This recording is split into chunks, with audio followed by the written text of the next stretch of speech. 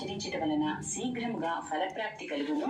అటువంటి ఉత్తమోత్తమైన వ్రతమును ఒకదాన్ని నాకు ఉపదేశింపుడు అని ప్రార్థించిరి. అంతట సూతుడు, మహాత్ములైన మహర్షులారా, ఒక రోజు కైలాసంలో దివ్య రత్న ఖచ్చిత సింహాసనంపై కూర్చొని ఉన్న పరమేశ్వరుని పార్వతీదేవి ఏకాంతంలో ఇట్లా ప్రశ్నించింది: స్వామి, నేను మీ వద్ద అనేక శాస్త్రములను, ఆగమ విద్యలను నేర్చుకున్నాను.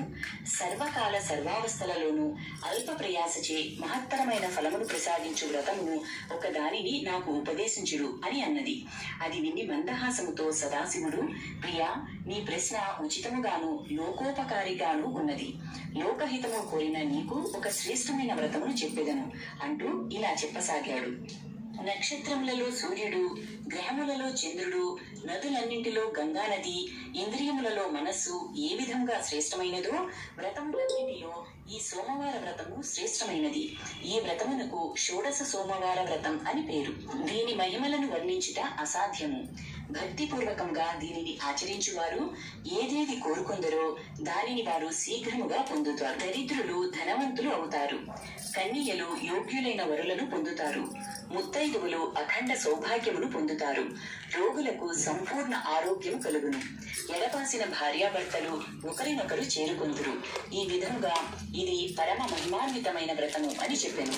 అంతటా పార్వతీదేవి, స్వామి, దయచేసి ఈ వ్రతమును ఆచరించు విధానమును అనుగ్రహింపుడు అని ప్రార్థించెను. ఇది భక్తిపూర్వకంగా ఆచరించవలసిన వ్రతము. ఈ వ్రతమును ఆచరించుటకు ఆషాఢ మాసపు పౌర్ణమి నుండి కార్తీక మాసపు పౌర్ణమి వరకు వచ్చు 4 నెలలు చాతుర్మాస్యములు ప్రాశస్తమైనవి. ఆ రోజులలో వచ్చు 16 సోమవారములలో ఈ వ్రతమును ఆచరించాలి. సోమవారము నాడు ఉపవాసం ఉండాలి. ప్రసాదం స్వీకరించుటలో తప్పులేదు. ప్రాతకాలముననే స్నానాది నిత్య కర్మలను ముగించుకొనవలెను. పుట్టమన్నుతో శివలింగము తయారు చేసుకొనవలెను. వెండి, ఇత్తడి వంటి శ్రేష్టమైన లోహములతో చేసిన లింగమును కూడా ఉపయోగించవచ్చును. బిల్వపత్రములు, పుష్పములు, ధూప దీపాదులను సిద్ధము చేసుకొనవలెను. నైవేద్యం కొరకు గోధుమ నూకను వేపి ముద్ద చేసి దానికి కావలసినంత నెయ్యి, బెల్లము కలిపి ఉండలను చేయవలెను. ఈ వ్రతమునకు కావలసిన ప్రసాదము ఇదే.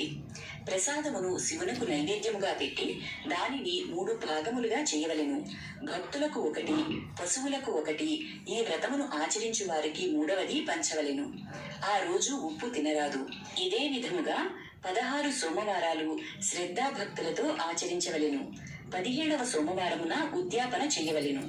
16 సోమవారములందును పూజించిన మట్టి లింగములను 17వ సోమవారం నాడు జలమునందు వదిలివేయవలెను. ఆ రోజున బ్రాహ్మణులకు అన్నదానము